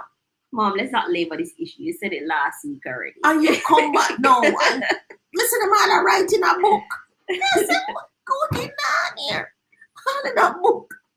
Them a give something them have write up in a book and you sign fee. Cheryl says, good morning. And Dalby says, I disagree, Miss C. Civilians need to have an option for both online and in-person payment. Why? I agree. Well, I get with the program very soon. If it wasn't for me, you'd probably need to go in line and join it too and pay the people. No, I'm going to join the line. Me not pay somebody for doing it. Or I would go learn it if I really need to. But very soon, they say, Dalby, you said good morning to Cheryl. Yes. Dalby, very soon is your palm of your hand. You're going to just touch it so. Just take your money. And it take your money. You better believe that. You see, now is your phone. In some countries, them touch them phone. Like China. You think nobody have no time for to stand up in the line? Swipe it over something. Yeah, for to stand up in the line. Come on and get to the program. Get with the program, guys. I know I was in the supermarket and there was this, I guess he's from overseas. And the lady said, tap or insert, right? Mm-hmm. He's like, I don't need to do that, right? He just had his card was like at the back of his phone thing. Mm-hmm. I just went like this, just slide it over the thing. And it read it. Mm-hmm. I was like, nice. Yep. We still have to be taking out the card and now imagine the people who used to ride donkey cart and if they were still here, what would they say? I haven't seen a donkey cart in a while. I used to see where our office was on Balata. I used to travel up and down. Yeah. A couple of times the man had to be walking and the donkey behind him. But just imagine that the people from those era were here now. What would they think? That's why the creator in his wisdom knows that he had to move the dinosaurs. So that'll be, you have to be careful that we don't become dinosaurs in these lands. But life will cycle us out anyway. Yeah. All the complaining that we do now, life is gonna cycle us out. We're gonna be out. You understand? So the new world is coming. So while you're here, enjoy it, embrace it, take it with you, guys. Don't shun it and complain. Now imagine the persons who still haven't figured out how to log on to YouTube Live. They're missing a world of content, you know. Oh, yeah. Not just from us, but like from just all over the world. All over the world. Just imagine. You know? So you have to figure, you have to just run with it. And the tax portal is a wonderful system because I have to interface with it almost every month. There's a lot of information there and a lot of things you can learn about yourself as a taxpayer that if people just log on. they would know. Here's a Tony that was log on. No, I was in the tax office, you know, and there was literally a man that says, I never tell people to go online. It's join line I used to. And I too old to go learn the online nothing. he was there. And then at the same breath, he's in a line that has at least 50 people in it, you know, and he's quite content Mm-hmm. in staying in that line. Because he must retire now, not for those. But where is his children? No, where are his children? His thing is, he continued to complain. I don't know what happened with the money when I go online. I know when I go in front of this lady and she tell me her name and I give her my money and she give me my receipt, I know that business done. When it's online, you don't know what happened. What do you do with your money? What do you do with your card? Who around there read it? Who around there paid it? Who processing it? He was just so upset. I need a human to talk to. Oh my gosh. Well, as I said, life are going to recycle you eventually. All right, so Embarker says, there's a few of them on the same street the garden house is on, wasting away. Yes, the buildings. Good Jamaica government, real estate is capital, is investment. All these people who recycle out already, who built these buildings, would be coming back now, would be ashamed of us. Just imagine your parents leave that legacy inheritance for you to inherit. These buildings and you make them a run down, you make Chichi eat down the board. I drove through Spanish town the other day, looking at all these shell buildings. I said, really drive people through this at all about historical nonsense. Not only that, and if you renovate the building, you have this- tree you grow up night. Oh, come on. Oh, wait. Just think about it. In this modern time where buildings still taking a year or two to be built. Imagine back then how long it took to build. And not only that, so those buildings that you're talking about, those are brick buildings. Yeah. Those are laid physically by hand, each brick at a time. I think you disrespect the people who came before us when we don't maintain the things that they built. We show a serious disrespect and disregard for the people's labor, for their ingenuity, them genius. Serious disrespect, man. Come on. We need to maintain our buildings. Government of Jamaica, whoever in charge, gonna really let me down. I don't know what nobody is, but gonna let me down. I'm see them building and the post office demanded. The libraries and the post offices, those are my pet peeves. And the thing, Jamaica has come so far. One generation had to build those buildings under slavery. And then another generation had to fight for freedom to get those buildings. And then another generation had to fight for independence of the country to still keep those buildings. And then we're here just abandoning the buildings. Yeah. Like it didn't mean nothing. Come on, man. And then every August you come talk about independence and emancipation and whatever. And the public buildings are like that. Can't be. Jamaica government take out the monetary reserve and spend it and do what we need to do. I mean, if every independence it shows a building that they've restored or what, like I was passing Ward Theatre the other day, I was like, oh my God, how is this Ward Theatre? Them don't renovate the Ward Theatre yet. Finish one.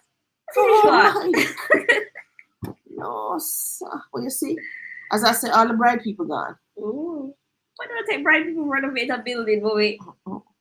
Take bright people for initiate it. But the initiative is complete. I can't complete it. Why? What size paper is a blueprint? Is it A5? No, usually 2x3. Maybe I usually print on a 2x3 or 18 by something. What then I get it reduced. It just depends. What is A5? How big is the A5? Never tell me the measurement. But when I said 2x3, that's what I literally mean. 2 feet by 3 feet. 22 by 34. Yeah, it can print on that too. And that is the A5? No, hold on.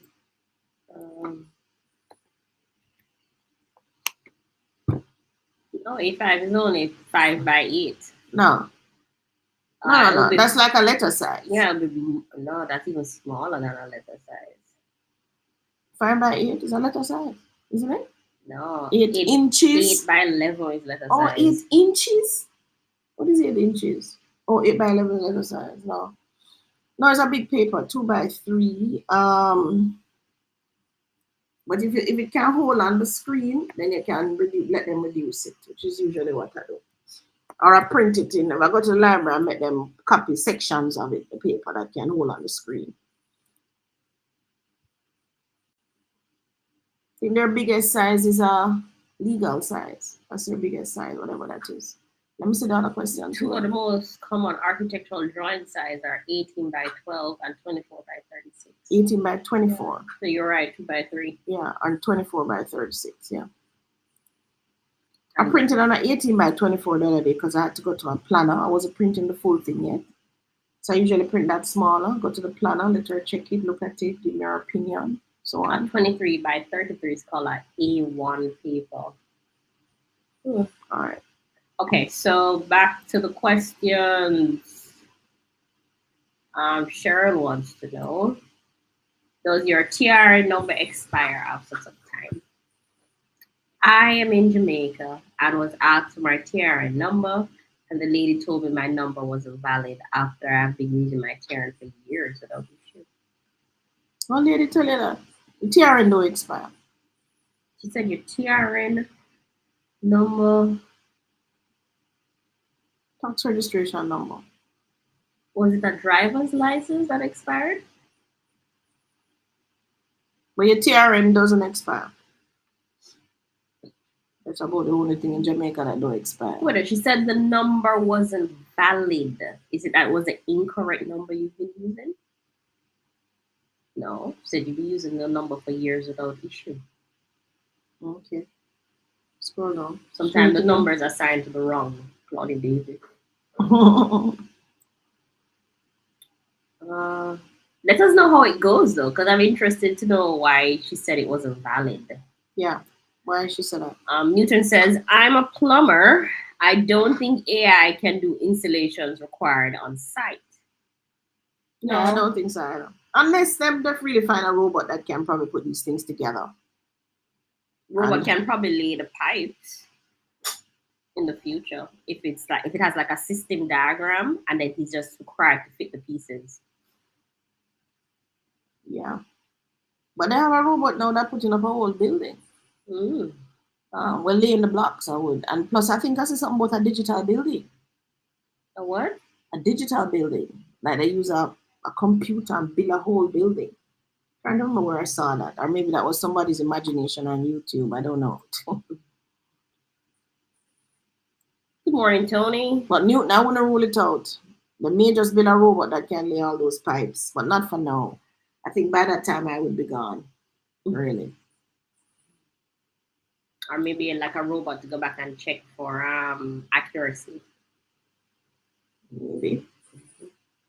Good morning, future. Morning, future. Safi says, seeing quite a few reports on poor workmanship in new developments with multiple severe defects report like drainage, electrics, etc. I think it's due to a lack of quality laborers. Due to a lack of quality tradesmen, Safi, not laborers, tradesmen. So tradesmen like plumbers, electricians, carpenters, masons, and that is because again they have migrated. Sad to see. And we're left with the C students. Sad to see. So, and the person who is supposed to be above them, who's supposed to be doing the quality, is probably not. Again, a C student. Yeah. So that's what happens, it's right? Like I've been watching reruns of Monk, and it takes a certain level of detail to be able to see those finer details. You call it. Yeah. So finer details. So it's like when I'm on a site, I've trained myself to see finer details. So I can look at the wall and I can say that wall is lean about a 1/8. And the mason will look at me. So, it's 1/8. So I put level on it and check. So you're right, Miss Lean. So yeah, but you're using your card line, using all of that. Why is it lean though? It shouldn't be. So he's But strict because on. he is, well, when them have to take off the whole lot, look, let them never fill it with no cement and concrete, no concrete yet. I'm going to take off the block and lay it over. But I'm saying that, so I try to check it every 4 block I going up. Try to be there every 4. So don't go beyond 4 block height. Make sure that's my quality control. So 4 block height, and make sure you use a horizontal bar and you fill the block pockets, right? Mhm. So I try to be there. Like I know them gonna start late, so maybe by 2 o'clock me drop on. And would have already laid the 4 block heights, and then now them are prepared for fill the block pocket. We're gonna horizontal fill the block pockets. So I try to be there. But the truth is, everybody's not going to learn every trade at the standard. You will always find somebody who comes and who can just lay the blocks to precision. Another person halfway, not trying, halfway. But you can probably work with it. Another one just totally sloppy. Him should not be laying blocks. You know, him should probably go to plumbing or mix something or whatever. But the truth is, we are flinging everybody in everything now, right? Everybody comes here with their level of skill that they can do. Everybody comes with that. We in Jamaica, we're just not paying attention to the children and finding and putting them into things that they have the natural ability to do. We're not doing that. We're push everybody and push them for to do everything, which they can't do everything, right? So the poor workmanship, so we're seeing it now. And if you notice too, we have a lot of Chinese construction companies coming now. Um, Not saying that maybe the Chinese would work any better, but the Chinese have supervision, make a difference, Mhm. Strong right? They supervision. have strong supervision. They have strong work ethics too. Don't waste time. Um, I would say for some of those sites that having these problems, it's really a lack of quality control. Mhm. Staffy says a lot of unqualified men on work sites. Mhm. A man plugged my water tank wrong, and the developer now has to pay to get it redone as he organized it. Why are so many going abroad when so much work is here? Pay. The pay have a lot to do with it. Yeah, if you're really good at your job Mhm. and you charge X, Mhm. but then someone is half as good at their job and they're charging Y. And them get the work. Yeah, because we live in a society where we like cheapness. Yeah, free market economy too. Free market economy. So people charge what they want to charge, right? But And sadly, we live in a country where everybody think they can do plumbing. yeah, but the only one them can do electrical. We can't do everything, man. Can't do plumbing, carpenter, everything. And I don't sit in a school to learn anything. So I'm learning from a little man who them sit on beside. And I'm not going into hard to learn the proper way to do it. Mhm. Um, People think they can't make it in Jamaica. But the truth is, if you learn your trade well, go to school, learn the theory, learn the practical, stick to your trade, learn it to a level, like the richest man in Babylon says, you will start to earn some serious money. Mhm. But again, you're still not gonna make it if you have 10 baby mother, if you have 100 children, Are you trying to be self-employed without the marketing? you're trying to be self-employed, you're not paying any taxes, so you can't even get to the bank to get a loan for them to leverage you to even upskill your same business or upskill yourself Yeah. or even buy a property. So you can't, you're not leverageable. Yeah. The thing is, like some of these tradesmen, yes, they have their skill sets that weren't making it in Jamaica, but they've gone overseas. The thing is, overseas has organized them, so it feels like they're earning more money. Yeah. Plus overseas, if you have to pay your taxes, right? And chances are they're not self-employed overseas either. They're working for Somebody, right? Who has organized them. Who organize them. In Jamaica, the tradespeople not organized. And they think that them go, Oh yeah, me learn a little mason work from them man. That's it. Them not learn nothing else. Or them learn to paint the wall. Them not gonna learn chowing lawn. Them not gonna learn stucco. Them not gonna learn. You understand what I'm saying? They don't keep improving their skills and That would their overseas personal overseas put them in lives. school. Their personal lives as well, not trained. Also, if you're overseas, you in certain jobs, you're going on continuous training because they know that you have to keep updated with things. Mm-hmm. Um, Lexi says, if you can't watch the stock market, buy mutual and index funds. Why, you don't like mutual and index funds, Mom? You used to Lexi, buy those back in the day. Lexi, there's a mutual funds. You can't just buy mutual funds like that. You have to know which mutual fund to buy. Besides, I can tell you, real estate beat mutual funds and index funds and stock market any day. Any day. Hands down. And remember, you are leveraged for real estate. With the stock market, mutual and index funds is your raw cash you're using. You can never be a millionaire out of mutual funds or index funds or whatever. You don't have enough money to put in it for you to be a millionaire. Mm-hmm. You will never have a million US dollar in your bank account or in any asset because you will not be leveraged. That's the thing, it's a leverage. First house I bought was 200,000. Deposit 15% of that, right? That was my investment in the deal. Then I turned around and sold the place 2.6 million. I was leveraged. Matter of fact, within 3 years, I was a millionaire because the place reached 1 million. Future says, was driving on St. John's Road looking for the site, but never seen it. Reached the gas station and turned back. You're halfway there, Future. Why never call me? You're halfway there, man. You never reach it, man. The gas station is at the four-way. You need to come through the four-way and come up some more. Mm-hmm. That's where we are. That's where we are. Just before you start climbing the hill, we're on the left. A big sign is there. Big open land that we're developing now. Currency Walk says, not every country has corruption. There are levels to it. Which country don't have corruption? Wait a second. Every country have corruption, but there are levels to it. That's what you're saying? Every country have people. Currency Walk is people engage in corruption. It's not the country now, it's the people.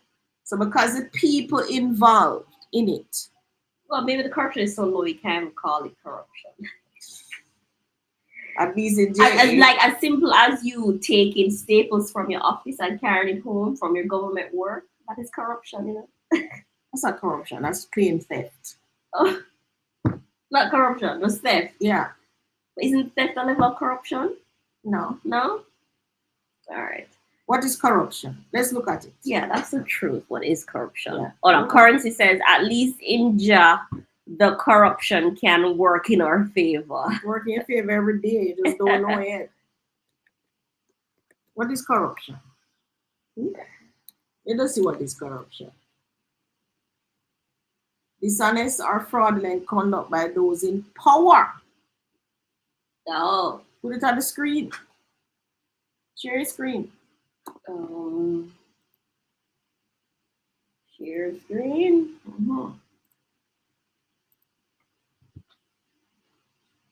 Are you sharing screen? I am sharing screen, yes. Dishonest. So what is corruption? It's dishonest or fraudulent conduct by those in power, typically involving bribery. Oh, bribery. Mm-hmm. And then the process by which a word or expression is changed from its original state to one regarded as erroneous or debased. That's corruption too. A record of the world's corruption, or the journalist who wants to expose corruption in high places. So usually conduct by those in power, typically involving bribery. So technically, they're saying if you're not up there in power, what you do is not corruption. Yeah, but there are levels to power. And if you're not bribing people, you're not levels of power too, because a supervisor so when is low on the rank, but certainly there's power there. Right. So when you bribe somebody to put your child in this particular school, that is corruption. That's corruption. Or when I give a little man $100 to jump the line. Corruption. That is corruption. Okay, so the theft is not corruption. That's a theft, right? So you have to understand that. All right, you have a question? Yep. Oh, Tony, you should share your links. So we'll have the link for those of you interested in the Portland project. Tony's gonna put that on the screen.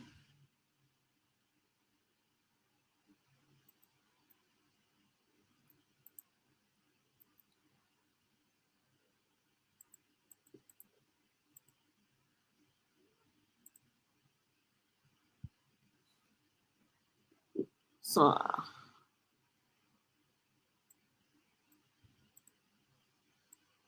had a question. Where is it? There's so many questions. We need to go faster. Okay.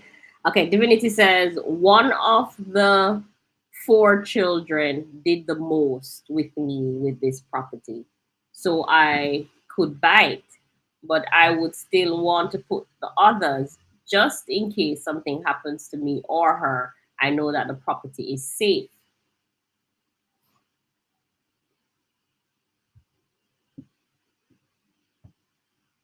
Are all the children adults? how do you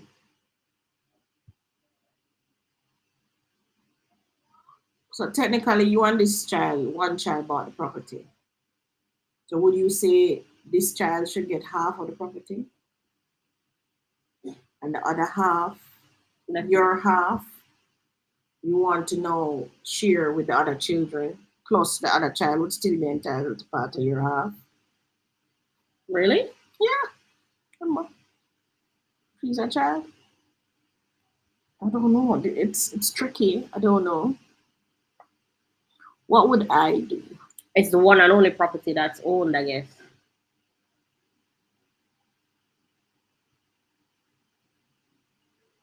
You have to trust, mom. Trust. Trust is the answer. That's why rich people created trust. Mhm. No, but it sounds to me like the other child did the most with me with this property so I could buy it. So the other person maybe gave a part of the deposit, coming on it with the loan. Does that child see it as their property?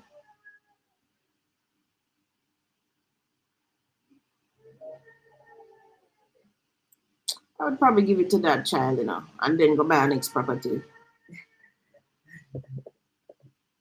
Doll says you have to discuss that with your child to see how they want to do it. Yeah, how she feels about it. Yeah. So we have to discuss.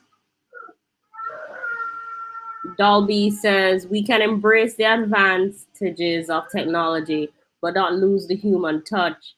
I live in South Korea and almost everything is touch and go, but there's also a person available to help if needed. Yes, but that's fine. But we should not be building tax offices to encourage people to come in there for touch. Keep them out like what the banks do. Matter of fact, the banks is which bank locked down some of their branches. I think that was Scotia. That was? I thought it was NCB. Was it NCB? One of them locked down some of their branches. Maybe it's both of them. Thanks for your response. The 7.5% for the next 5 years won't even bring me close to current rate. Is it legal to give them all a notice to vacate? You want to know, you can give them a notice based on certain conditions. So you would go to the Rent Restriction Act. The Rent Restriction Act outlined, it's online. Just Google it.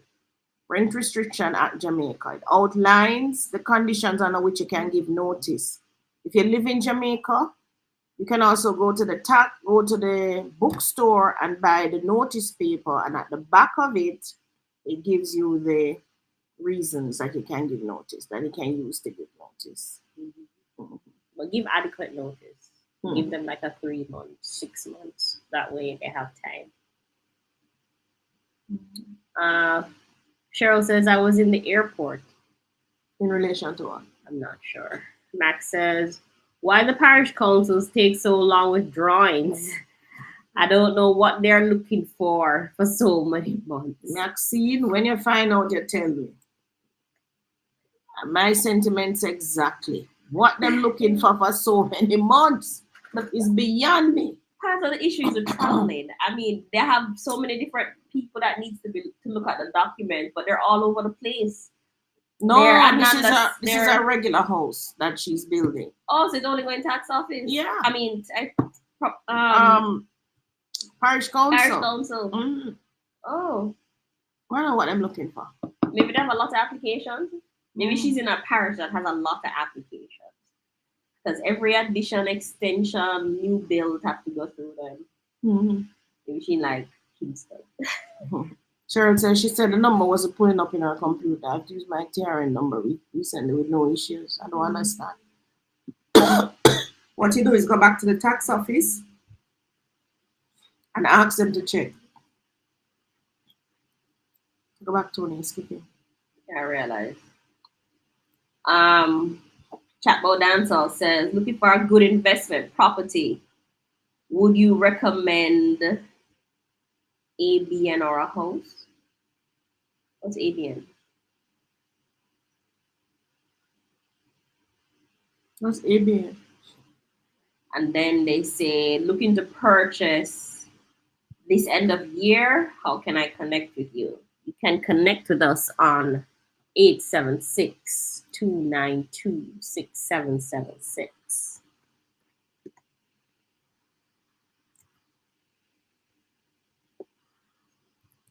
A good investment property, I don't know, depends on what type of investment. It's just so many stuff when it comes to real estate, guys. But a good book to read is the one we're reading now, Millionaire Real Estate Investor by Gary Keller. Read that one. Duncan says, greetings, Duncan. Staffy says, any idea where Gore are going next? If they will be going between Runaway Bay and it's gone. Runaway Bay and Ocherios. I'll be interested in getting a Camelot type property for 17 million. I doubt that. I don't think Gore would sell at 35 million and then come back at 17. They're going to Trelawney though. That's what I heard. So you can call them up, but maybe Trelawney at the 7. Well, I doubt if the 17 still going to sell. Yeah, it has to be at least mid-20s. Tony, don't predict what Gore going though, but I don't know if it's 17. If it's 17, buy 10 of them. Yeah. If it's 17. But I don't know. I think that ship is sailing for you already, sir. Saf, you want to buy it at 17. Investment only. Okay, Duncan says theft is a type of corruption. There's personal gain. That's a type of corruption. I thought so too, but apparently I'm wrong. Google said have to be in power and it's usually involved bribery. Yeah. That's not corruption. Duncan says, greetings. Is the cost of real estate valuable and increasing in other Caribbean countries like Jamaica? That I can't answer. Because seriously, I don't study other countries and their markets. I don't even plan to travel to any of those countries. That's how serious I am about staying in Jamaica. So I have no clue. What I know drives Jamaica's real estate is two things. There are two things driving it.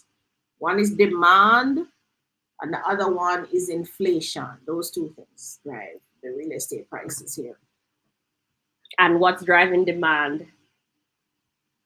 What's driving demand? The infrastructure improvements, right? That's one. The persons from overseas, same diaspora who wants to come back home now, who believe that they're being shuffled in the other countries that they went to, who believe that those countries that they went to now they're thinking, oh, this is not the bed of roses I thought it was. You think the person's coming back are the persons who went 50 years just before Jamaica got the independence and they... No, your person's coming back earlier than that though.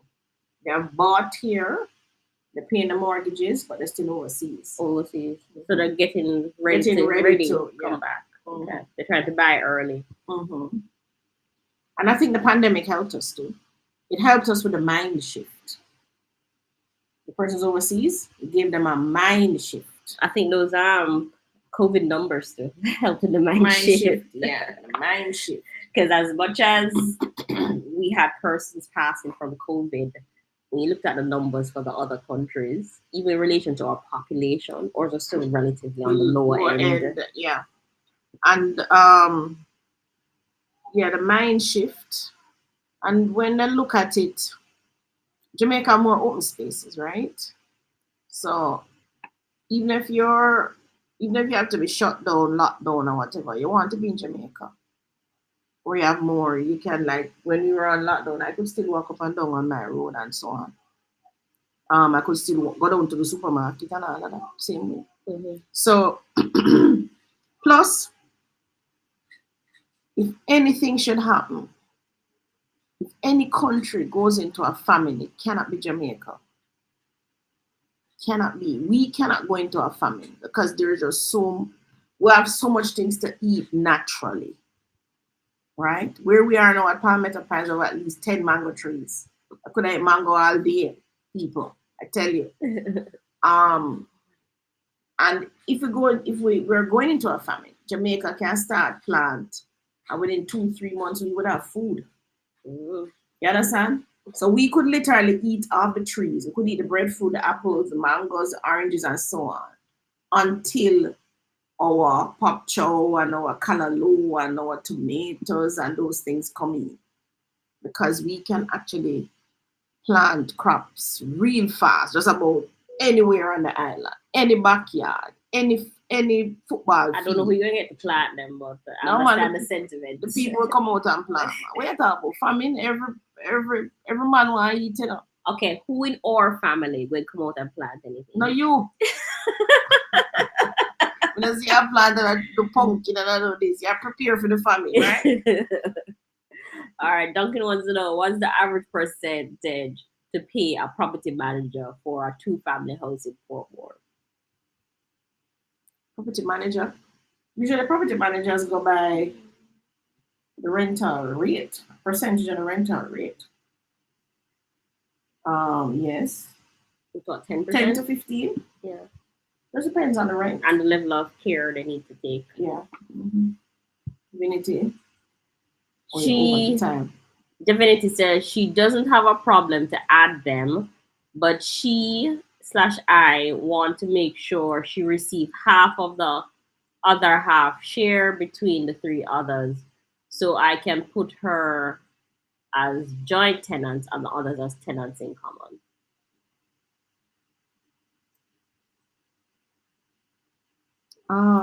No. You'd have to put tenants in common straight through and name the percentage, I think. Talk to a lawyer. Yeah, because it would have, so you can't hold, if the property is 100, right? And she and her mom getting 50%, right? That share. No, she wants to get 50%. Right. She received half. Right. So can she and her mom own that 50% as joint? She and her mother can own it. She must get half. Yeah, but when her mom passes, she'll get the half other.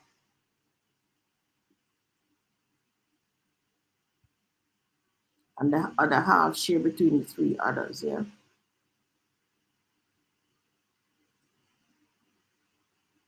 Joint tenants with who? You? Yeah. You're supposed to can do that. Talk to a lawyer. Mm-hmm. But you have to stipulate the percentage. You have to stipulate the percentage, 50%. So the other 3 would be 50% divided by 50 divided by 3. Whatever that number is. As a percentage, yeah. Maxine says Manchester Parish Council 5-bedroom.